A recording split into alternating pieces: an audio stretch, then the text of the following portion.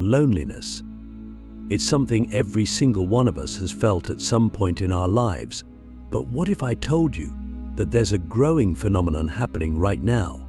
A silent epidemic, and it's affecting women more than ever before. Stay with me, because what you're about to hear could change the way you think about loneliness and yourself forever. We're going to dive deep into the rise of female loneliness, exploring why more and more women are feeling isolated, disconnected, and, well, alone. But before we get into the heart of it, let me ask you this. Have you ever been surrounded by people, but felt completely invisible? Like even your closest friends or family members just don't get you? That feeling? It's more common than you think. And today we're going deeper into the psychology of why this is happening. We'll explore scientific experiments, break down some real-life stories, and give you practical advice on what you can do if you're feeling this way. Now, you might be wondering, why is this happening specifically to women? Well, you see, loneliness isn't just about the absence of people in your life. In psychology, loneliness is defined as the gap between the social connections you want and the ones you actually have.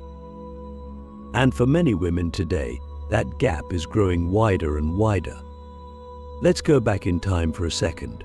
For centuries, women were often the emotional glue holding families and communities together. They had strong, interdependent relationships with friends, family, and neighbors. But fast forward to today, and things have shifted. Women are more independent than ever, achieving incredible things in the workforce, education, and across all areas of life. But here's the paradox: as society has evolved, some of those traditional social bonds have weakened. The result? More women report feeling disconnected, despite having more freedom and opportunities than any generation before them.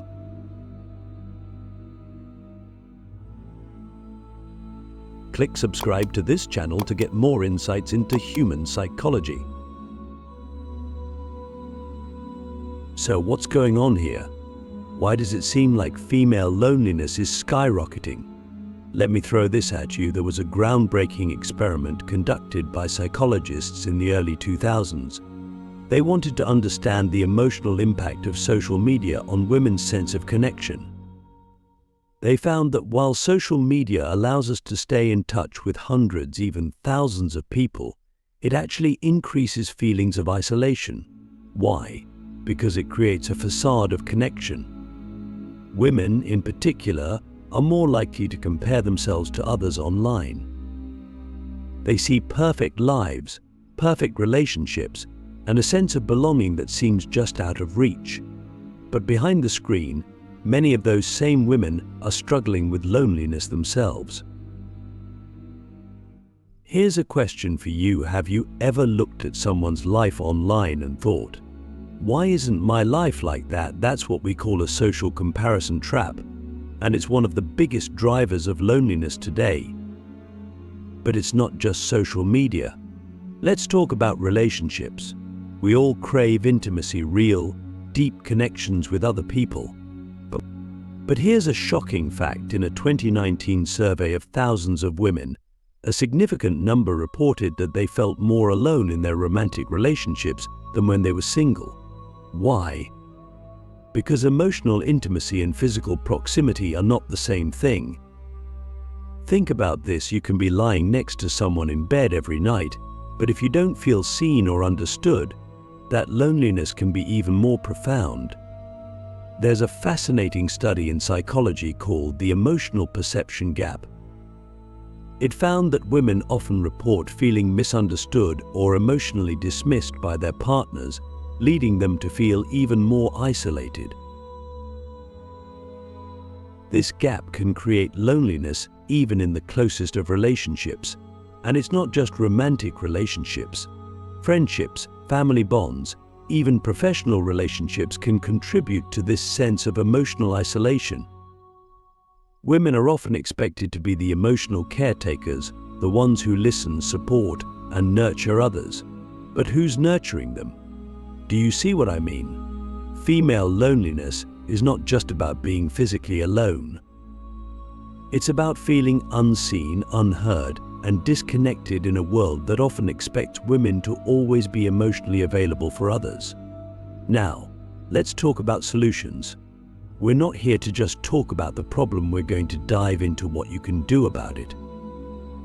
And I'm not talking about quick fixes like more social media or superficial socializing. I'm talking about real, deep changes. One of the most powerful tools to combat loneliness is learning to understand and express your emotional needs. In one study, researchers found that women who were able to articulate their feelings, whether through journaling, therapy, or deep conversations with trusted friends, were significantly less likely to experience chronic loneliness. Why? Because expressing emotions in a safe space allows for connection. It's like opening the door and inviting someone into your inner world. Here's another strategy: cultivate a sense of self-compassion. You see, much of loneliness comes from feeling like we're not enough, not good enough, not loved enough, not successful enough. And when we don't meet those standards, we withdraw, isolating ourselves even further. But research shows that women who practice self-compassion, being kind and understanding to themselves, experience less loneliness. Because when you're not constantly judging yourself, you're more open to real connections with others. So, what would it look like to be kinder to yourself? What would it feel like to stop comparing yourself to others and start appreciating who you are right now? All right, we've covered a lot so far. We've talked about the rise of female loneliness, the emotional perception gap, and the impact of social comparison. But we're just getting started. We've already touched on how social media, relationships, and the emotional perception gap contribute to female loneliness. But there's another layer to this that we need to explore: societal expectations. We live in a world where women are often expected to have it all: a successful career, a perfect family, a thriving social life. The pressure to meet these expectations can be overwhelming. And here's the thing: when women feel like they're falling short in any area, it can exacerbate feelings of loneliness. In psychology, this is closely tied to the concept of role strain. Role strain happens when individuals struggle to meet the expectations of multiple roles in their lives. For women, this might mean balancing the role of a career professional, a mother, a partner, and a friend. Each of these roles comes with its own set of demands, and when those demands conflict, it creates a sense of strain. Women report feeling like they're constantly juggling responsibilities, but never really succeeding in any one area. And that sense of failure, it can lead to isolation. Let me explain this further through a psychological experiment that was conducted in the late 1990s. Researchers wanted to understand how role strain affects mental health, particularly in women. They studied a group of working mothers and measured their levels of perceived social support, role satisfaction, and overall happiness. The results were eye-opening. Women who felt they were failing to meet societal expectations in both their careers and their family lives reported significantly higher levels of loneliness and depression than those who were able to prioritize one role over the other. Here's the kicker: it wasn't the actual amount of time these women spent with their families or at work that made the difference. It was their perception of how well they were fulfilling these roles. In other words, the pressure to do it all was creating a deep sense of isolation, even when they weren't physically alone. So, what can we take away from this? First, it's crucial to recognize that societal expectations are often unrealistic. The idea that women need to be perfect in every area of life is not only unattainable, but it's also harmful. If you're someone who feels like you're constantly failing to live up to these ideals, know that you're not alone and that these expectations are often more about societal pressures than about your actual worth or ability. Let's shift gears again and talk about something deeply personal: self-worth. Loneliness can often stem from a lack of self-worth, and in women, this is frequently tied to external validation. Think about it. From a young age, many women are conditioned to seek approval from others, whether it's through appearance, accomplishments, or relationships. And when that validation doesn't come, or when women feel like they don't measure up to societal standards, it can create a profound sense of loneliness. Here's an interesting psychological concept: contingent self-worth. This is the idea that a person bases their value on external factors like how they're perceived by others or how successful they are in certain areas of life. For women, this often manifests in areas like body image, career success, or relationship status. But the danger of contingent self-worth is that it's fragile. When the external validation isn't there, it can lead to feelings of inadequacy and, you guessed it, loneliness.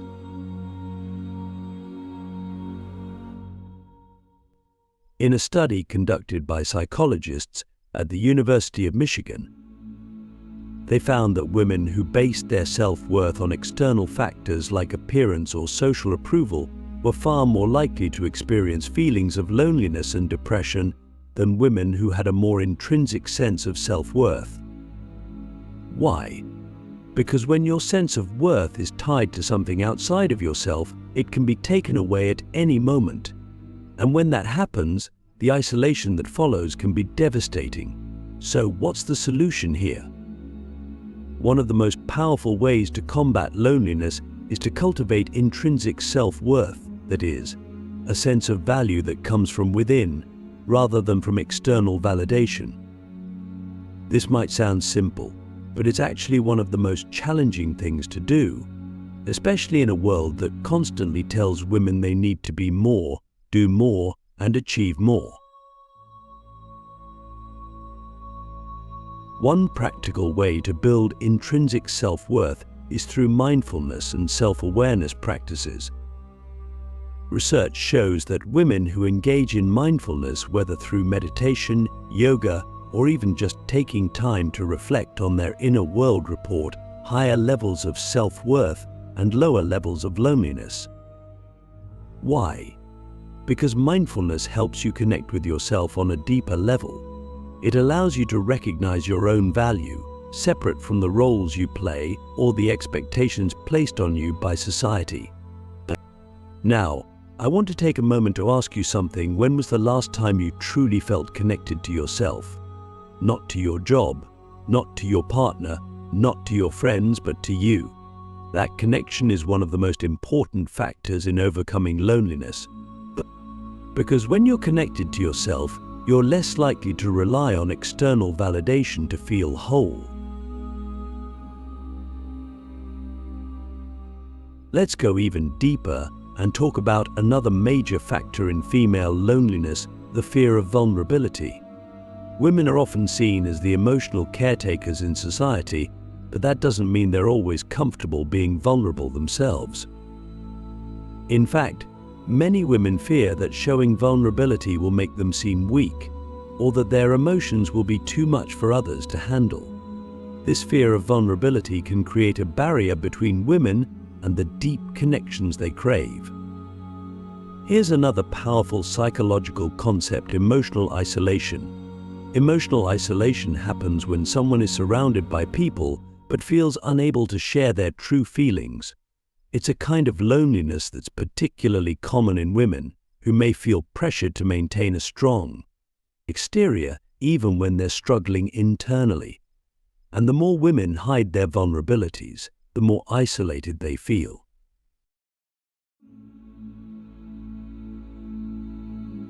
Brené Brown, a well-known researcher in this field, has studied vulnerability extensively. Her research shows that vulnerability is actually the key to building meaningful connections. When women allow themselves to be vulnerable, to share their fears, their insecurities, and their true feelings with others, they open the door to deeper, more authentic relationships. And those relationships are the antidote to loneliness. So, how do we overcome the fear of vulnerability? It starts with small steps. Maybe it's opening up to a close friend about something you've been struggling with. Maybe it's seeking therapy or joining a support group where you can share your feelings in a safe, non-judgmental space. The point is, vulnerability is not a weakness, it's a strength. And it's one of the most powerful tools we have to combat loneliness. At this point, we've covered a lot of ground.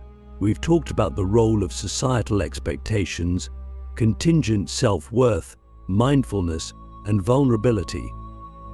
But there's one more piece of the puzzle we need to address: how to build and maintain meaningful connections in a world that often feels disconnected.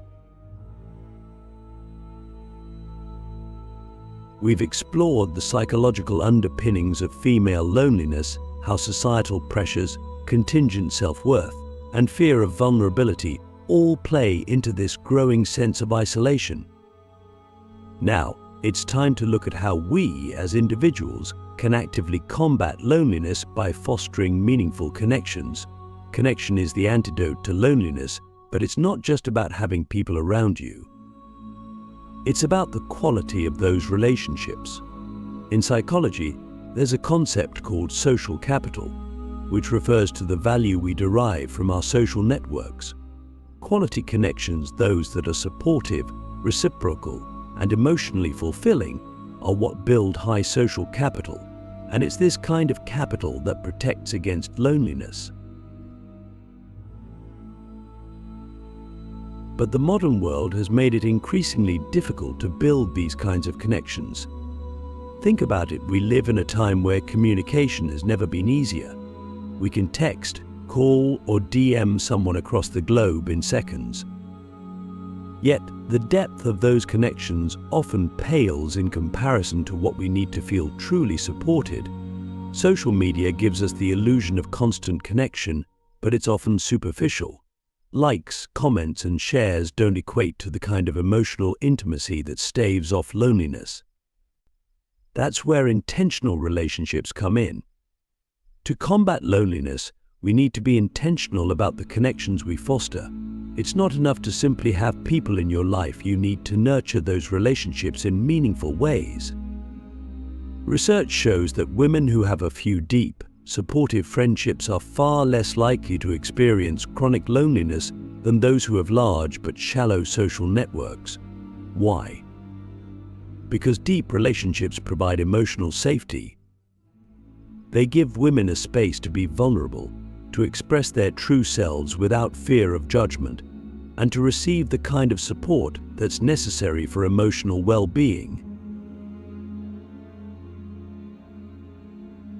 So, how do we build these kinds of intentional relationships? The first step is to prioritize depth over breadth. You don't need to have a large circle of friends to feel connected. What matters is the quality of those friendships. Start by identifying the people in your life who make you feel seen and understood. These are the relationships worth investing in. And investing in them means being present, showing up for each other, and having the kinds of conversations that go beyond the surface level. Here's an interesting psychological experiment that illustrates this point. In a 2015 study, researchers asked participants to engage in either small talk or deep, meaningful conversations with strangers. They found that participants who had deeper conversations reported significantly higher levels of happiness and connection than those who stuck to small talk. This suggests that even with people we don't know well, opting for depth can lead to a greater sense of connection, a key factor in reducing loneliness.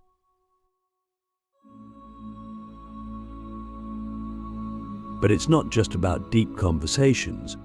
Another critical component of intentional relationships is reciprocity. In healthy relationships, there's a balance of give and take. If you're always the one giving emotionally, Mentally or physically, it can lead to burnout and ultimately feelings of loneliness, even within close relationships. On the flip side, if you're always the one receiving, you might feel guilty or disconnected from the other person's emotional world. Think about your relationships for a moment. Are they balanced? Do you feel like you give as much as you receive, and vice versa? If not, it might be time to reevaluate those dynamics. Healthy relationships are reciprocal, and they require effort from both sides. If you're feeling lonely in your relationships, it might be because that balance is off.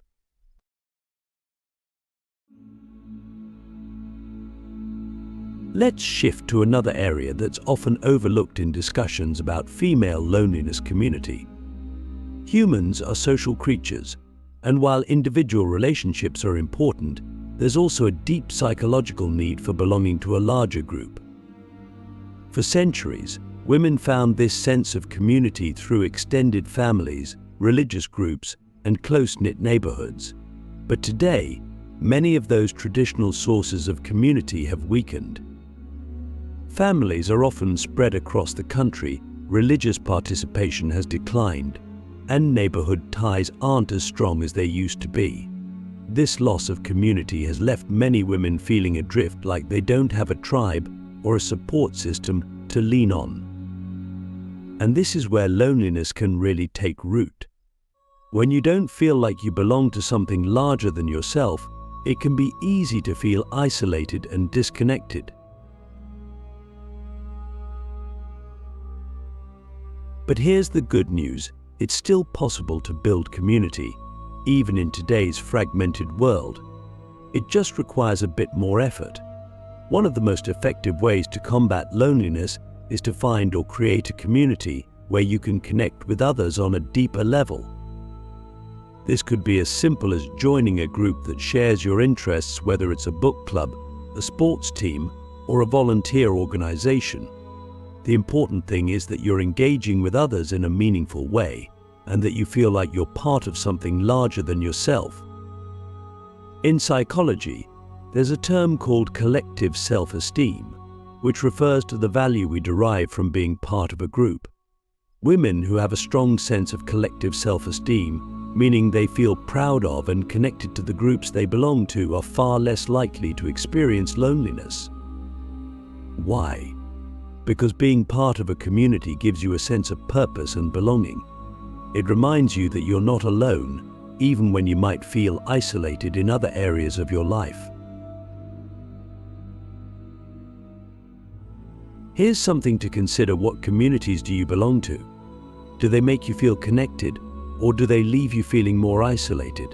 If you're not part of any communities right now, what's stopping you from finding one? It's never too late to build that sense of belonging, and doing so can be one of the most powerful ways to combat loneliness. Now, let's talk about one final, but critical, aspect of female loneliness: self-connection. As much as loneliness can be about a lack of connection with others, it can also be about a lack of connection with yourself.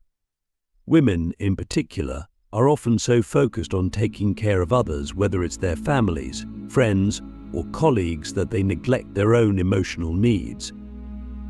Over time, this can lead to a disconnection from oneself, which only deepens the sense of loneliness.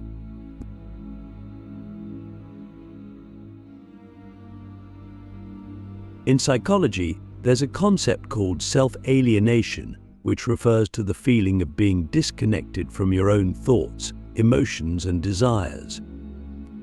Women who experience self-alienation often report feeling like they're living on autopilot, going through the motions of daily life without really being in touch with who they are or what they want. So, how do we reconnect with ourselves? One of the most powerful ways to do this is through self-reflection. This could be journaling, meditating, or simply taking time each day to check in with yourself. Ask yourself how you're feeling, what you need, and what's important to you at that moment. The more you practice self-reflection, the more in tune you'll become with your own emotional world, and the less likely you'll be to feel disconnected and lonely. And here's something interesting. Research shows that women who practice self-reflection and mindfulness are not only less likely to experience loneliness, but they're also more likely to form deeper connections with others. Why? Because when you're connected to yourself, you're better able to show up authentically in your relationships. You're more likely to express your true feelings, set healthy boundaries, and engage with others in a meaningful way. At the end of the day, loneliness is a complex, multifaceted experience. For women, it's often tied to societal pressures, emotional isolation, and a disconnection from both others and themselves. But the good news is that there are ways to combat it. By building intentional relationships, cultivating community, practicing self-reflection, and nurturing your own sense of self-worth, you can begin to break free from the cycle of loneliness. Remember, loneliness doesn't define you. It's a feeling, not a permanent state of being. And with the right tools and support, you can move from isolation to connection, from disconnection to belonging. I want to leave you with this question: what's one small step you can take today to nurture a deeper connection, whether with yourself, with someone else, or with a community? Because sometimes the first step is all it takes to change everything.